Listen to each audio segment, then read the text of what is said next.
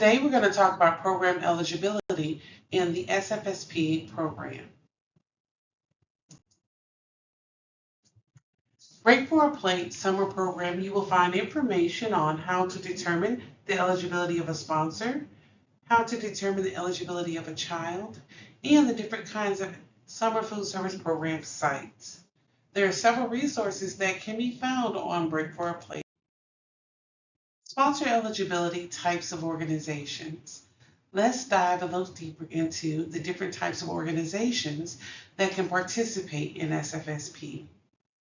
Public or nonprofit private school food authorities, public or nonprofit private residential summer camps, units of local, municipal, county, or state governments, public or private nonprofit colleges or universities, which are currently participating in the National Youth Sports Program, and also private nonprofit organizations as defined on 225.2 as determined annually.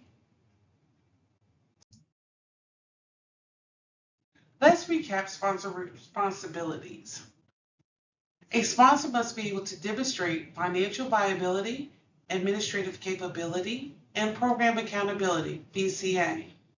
Sponsor must also not be seriously deficient, serve low-income children, conduct a nonprofit food service, provide year-round service in the community, exercise management control over sites, competitively procure food, and maintain all documents for 3 years plus the current year. Sponsors can also participate in other child nutrition programs, such as the National School Lunch Program, the Seamless Summer Option, which is only for school food authorities, as well as Special Milk Program. A sponsor can participate in CACFP, which is the Child and Adult Care Food Program, at risk after school or family daycare homes, as long as they meet the federal requirements. So let's talk about the private nonprofit sponsors. They must provide current 501c3 or other nonprofit documentation. For example, a church could provide articles of incorporation to demonstrate the tax status. Existing sponsors or returning sponsors are those who have participated in the previous year. Child eligibility. Children who participate in the SFSP program who can be served meals must be children 18 and under or persons over 18 years of age who are determined by a state educational agency or a local public educational agency of a state to be mentally or physically disabled and who participate in a public or nonprofit private school program established for the mentally or physically disabled. Sponsors can have several facilities with different site types. Here is a list of different site types. An open site, which serves to all children 18 and under, first come, first serve. A restricted open site is service to children which is restricted or limited is placed on the number of children either for space, security, safety, or control. A closed enrolled site is service to only children enrolled or an identified group of children as opposed to open to the entire community. Now, campsites can be residential, which is 24-hour service to children, or non-residential, a place only enrolled children can attend for the day, and only the children eligible for those who meet free and reduced criteria by income eligibility forms. Now, once you determine your site types, you also need to determine the site classification. A site means a physical location in which a sponsor provides a food service for children at which children consume meals in a supervised setting.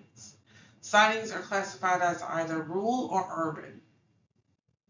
Rural means any area in a county which is not a part of a metropolitan statistical area. These sites receive higher reimbursement rates. This is captured on the online application provided by USDA FNS Rural Designation Site Tool. The link is provided. Urban means the area is located within a part of a metropolitan statistical area. These sites will receive a lower reimbursement rate. Let's dive a little deeper into the rural designation. Rural can also mean any area classified as a non-metropolitan area based on USDA's Economic Research Services Rural-Urban Continuum Codes and Urban Influence Codes. Or any census tract classified as a non-metropolitan area based on USDA Economic Research Services Rural-Urban Commuting Area Codes. Any area of a metropolitan statistical area which is not part of a Census Bureau-defined urban area. Any area of a state which is not part of an urban area as determined by the Secretary.